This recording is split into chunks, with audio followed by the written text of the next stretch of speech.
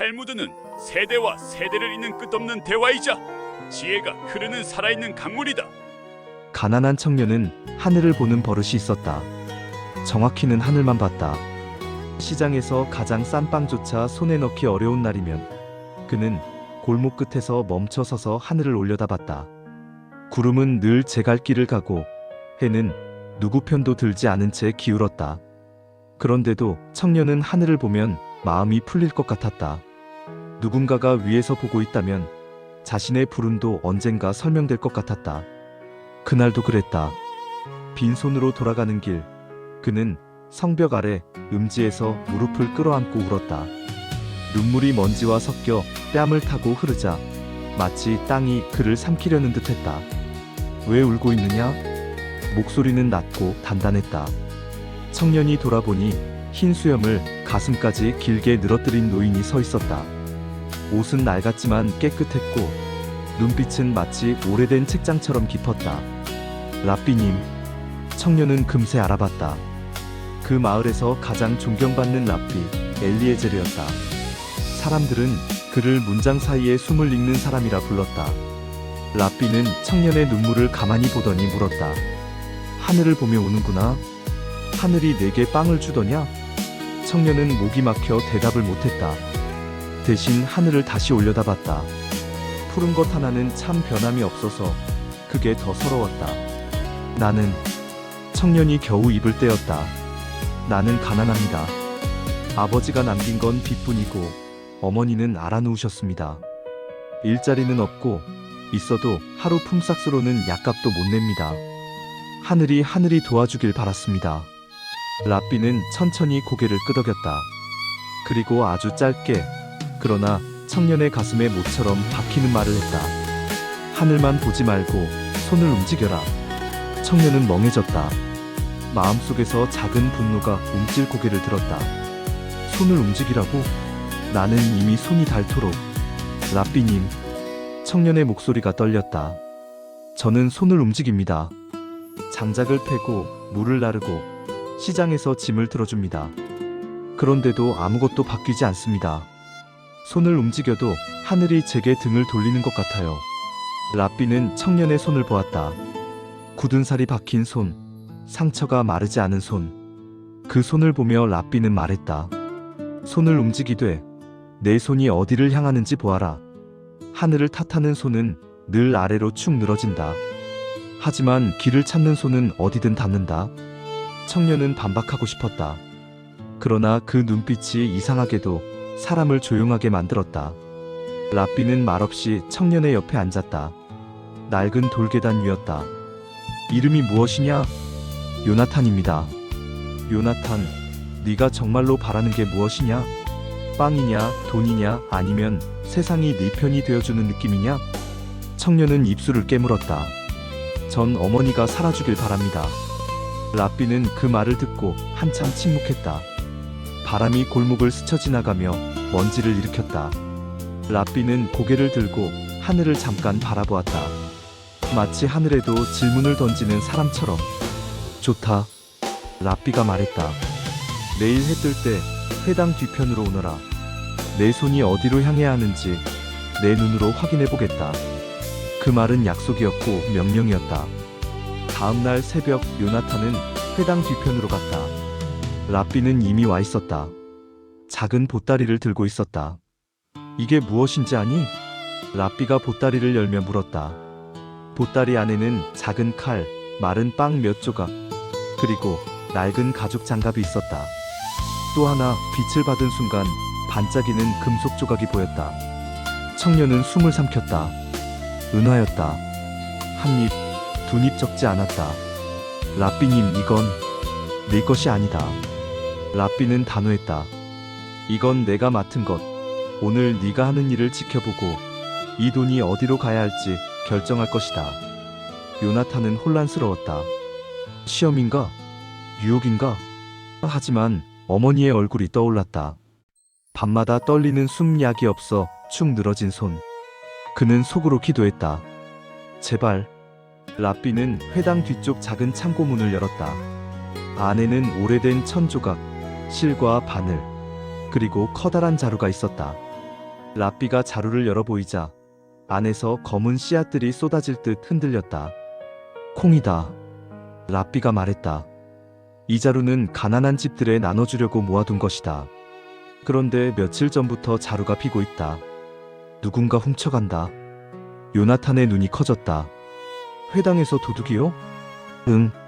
랍비는 조용히 말했다. 가난이 깊어지면 사람은 하늘이 아니라 이웃의 그릇을 보게 된다. 그 말이 유난히 차갑게 들렸다.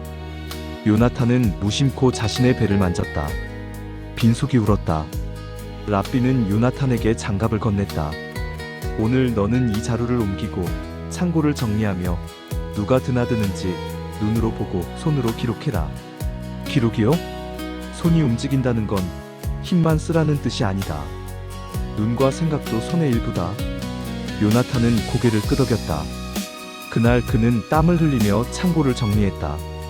자루를 옮기고 물건을 정돈하고 들락날락하는 사람을 유심히 살폈다. 낮이 한참 지나고 기도 시간이 가까워질 때쯤 한 남자가 회당 뒤편을 슬쩍 돌아 창고 쪽으로 다가오는 게 보였다. 그 남자는 회당을 도와주는 관리인 아브넬이었다. 평소에는 말이 친절했고 손놀림도 부지런했다. 그래서 누구도 의심하지 않았다. 요나탄은 심장이 쿵 내려앉는 걸 느꼈다. 설마? 아브넬은 주위를 살피더니 창고 문틈으로 손을 넣었다. 그리고 미리 숨겨둔 작은 주머니를 꺼내 자루에 손을 넣었다. 콩을 한 줌, 두 줌 빠르게 담았다. 요나탄은 소리치고 싶었다. 그러나 랍비의 말이 번개처럼 떠올랐다. 눈과 생각도 손의 일부다. 그는 숨을 죽이고 지켜봤다. 아브넬이 몇 줌을 더 챙길 때 요나탄은 뒤에서 조용히 다가가 문을 확 열었다. 무슨 짓입니까? 아브넬의 얼굴이 하얗게 질렸다. 그 순간 아브넬은 주머니를 감추려다가 요나탄을 밀쳤다. 요나탄은 돌바닥에 넘어지며 팔을 쓸렸다. 비켜. 아브넬이 이를 갈며 말했다. 너 같은 굶주린 놈이 뭘 안다고. 요나탄의 머릿속이 하얘졌다. 순간 아브넬의 말이 너무 정확해서 마치 자신의 속을 들킨 것 같았다. 그래, 나도 굶주려. 나도 한 줌쯤. 아브넬은 요나탄을 지나 달아나려 했다. 그때 요나탄은 아브넬의 옷자락을 붙잡았다. 손끝이 떨렸다. 배고픔과 분노, 그리고 이상한 연민이 뒤엉켰다. 멈추세요. 이건 가난한 사람들 몫입니다. 아브넬은 비웃듯 말했다. 가난한 사람? 나도 가난해. 네가 생각하는 것처럼. 나는 풍족한 줄 알아? 내 아이들도 굶어. 그런데 저 위에서 내려오는 건 아무것도 없다고. 그 말에 요나탄은 순간 멈칫했다. 아브넬도? 아브넬은 그 틈을 타 주머니를 빼앗아 달아났다. 요나탄은 주저앉았다. 팔에서 피가 조금씩 배어나왔다. 무엇보다 마음에서 뭔가가 찢어지는 느낌이었다. 나는 정의를 지키려 했나? 아니면 나보다 더 굶주린 사람을 잡으려 했나? 그때 랍비가 나타났다. 마치 모든 것을 보고 있었다는 듯. 그러나 놀라움 하나 없는 얼굴이었다. 봤느냐? 요나탄은 숨을 몰아쉬며 말했다. 랍비님 관리인이 훔쳤습니다. 그런데 그도 가난하답니다. 아이들이 굶는다고. 랍비는 조용히 고개를 끄덕였다. 그래서 이 일이 더 어렵다. 요나탄은 분노가 아닌 무력감이 치밀어 올랐다. 그러면 어떻게 해야 합니까? 그는 잘못했지만 그의 아이들도 그리고 우리도. 전 이제 모르겠습니다. 하늘을 보나 땅을 보나 어디에도 길이 없어요. 랍비는 요나탄의 팔 상처를 보고 손수건으로 묶어주었다. 손길이 따뜻했다. 요나탄, 랍비가 말했다. 너는 방금 길을 하나 보았다. 길이요? 도둑을 잡는 길이 아니라 사람을 살리는 길이다. 요나탄은 이해하지 못한 채 랍비를 바라봤다. 랍비는 그가 처음 보았던 은하들을 꺼냈다.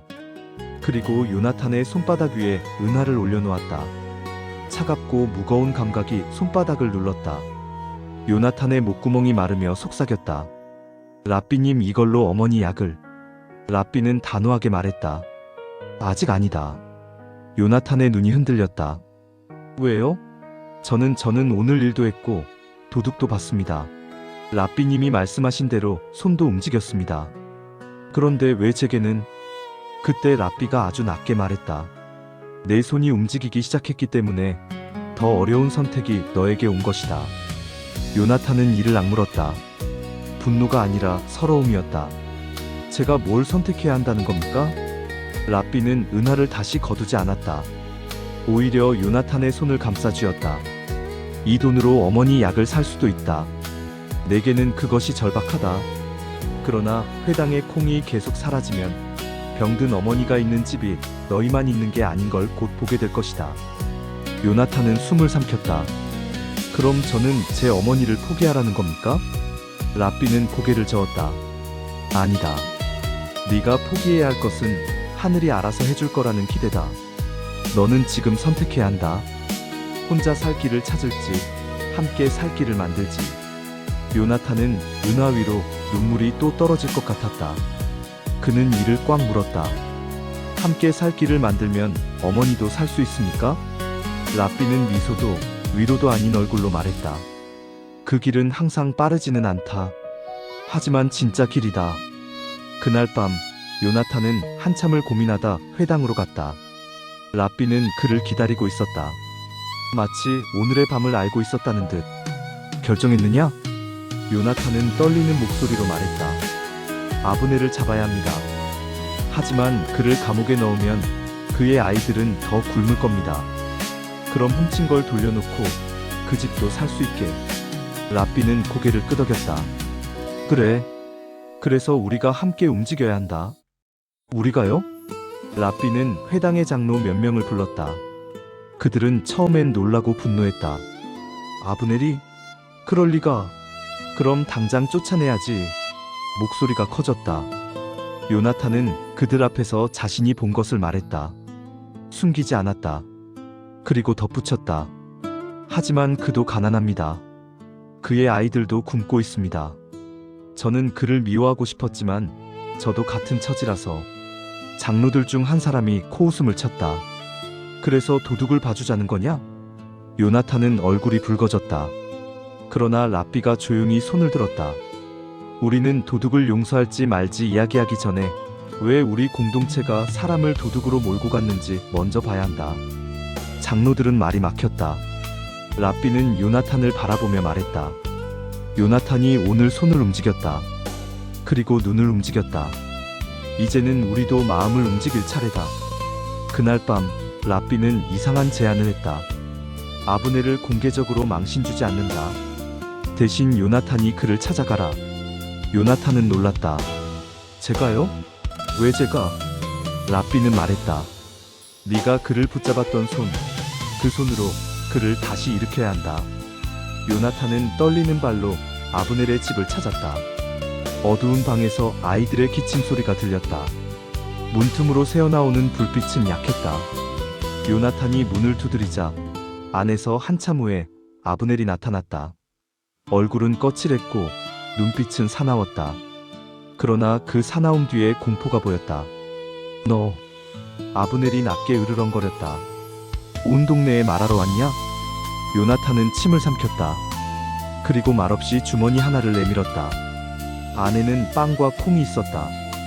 그리고 은화 한 입. 아브넬의 눈이 번쩍 커졌다. 이게 뭐야? 요나탄은 떨리는 목소리로 말했다. 당신이 훔친 걸 다 돌려놓으세요. 그리고 다시는 그러지 마세요.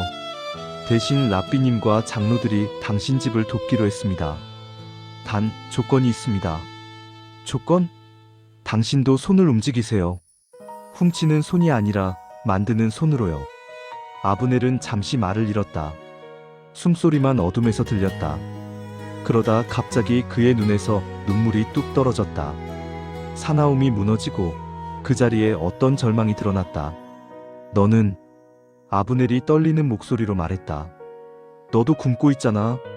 내 어머니도 아프다며. 그런데 왜 나를... 요나탄은 자신도 모르게 말했다. 저도 하늘만 보고 울었거든요. 그런데 라삐님이 손을 움직이라고 하셨어요. 제가 움직였더니 세상이 조금은 움직이더라고요. 아주 조금이지만. 아브넬은 고개를 숙였다. 손이 떨렸다. 내가 잘못했다. 그가 속삭였다. 너무 무서웠어. 내 아이들이 굶는 게. 요나탄은 한 걸음 다가가 조용히 말했다. 무서우면 같이 움직이면 됩니다. 다음 날 새벽 아브넬은 회당으로 나와 훔친 것을 돌려놓았다. 랍비는 그를 꾸짖지 않았다. 대신 회당 앞에서 모두에게 말했다. 우리는 오늘 한 사람의 죄를 보지만 동시에 우리 공동체의 책임도 본다. 굶는 사람이 생길 때 우리의 빵은 우리만의 것이 아니다. 장로들은 각자 집에서 조금씩 곡식을 가져오기로 했다. 그리고 랍비는 회당 뒤편 창고에 일하는 자리를 만들었다. 누구든 와서 바느질을 하거나 손재주로 물건을 만들면 그에 맞는 곡식과 빵을 받을 수 있게 했다. 구걸이 아니라 교환이었다. 사람들의 얼굴에 자존심이 다시 붙기 시작했다. 그리고 반전은 그때 찾아왔다. 일이 정리되고 랍비가 요나탄을 조용히 불렀다. 요나탄, 너를 시험한 이유를 이제 말해도 되겠느냐? 요나탄은 고개를 끄덕였다. 랍비는 작은 봉투를 내밀었다. 그 안에는 은하가 더 들어있었다. 어제보다 훨씬 많은 은하였다. 요나탄은 놀라서 말했다. 이건 어디서? 랍비는 웃지 않았다. 그러나 눈빛은 따뜻했다. 네 아버지가 내게 맡긴 것이다. 요나탄은 온몸이 굳었다. 아버지가요? 하지만 아버지는 빚만 남겼다고. 랍비가 조용히 말했다. 네 아버지는 빚만 남긴 게 아니다. 그는 마지막 숨을 쉬기 전에 내게 이것을 맡기며 말했다. 내 아들이 하늘만 보고 살까 두렵습니다. 그의 손이 움직이기 시작할 때 그때 이 돈을 주십시오. 요나탄의 가슴이 찢어지듯 아팠다. 목이 메어 아무 말도 나오지 않았다. 랍비는 덧붙였다. 이 돈은 네 어머니의 약값이 될 수도 있고 너의 미래가 될 수도 있다. 하지만 무엇보다 오늘 너는 이 돈이 혼자만의 구원이 아니라 함께 살 길의 씨앗이 될 수도 있다는 걸 배웠다. 요나탄의 눈물이 결국 터졌다.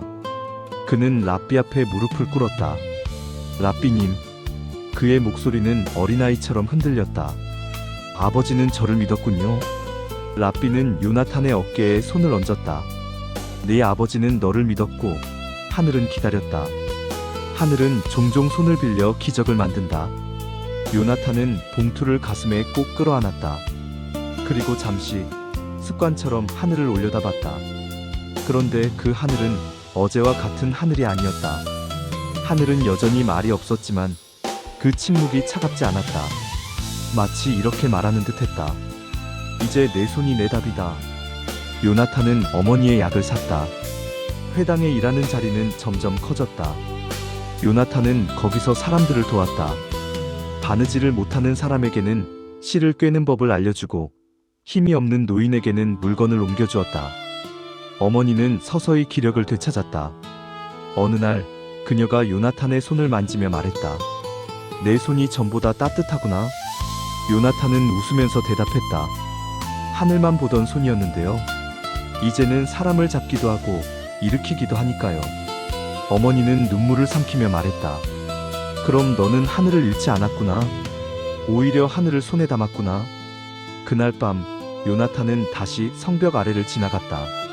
예전 같으면 그 자리에서 하늘을 보고 울었을 것이다.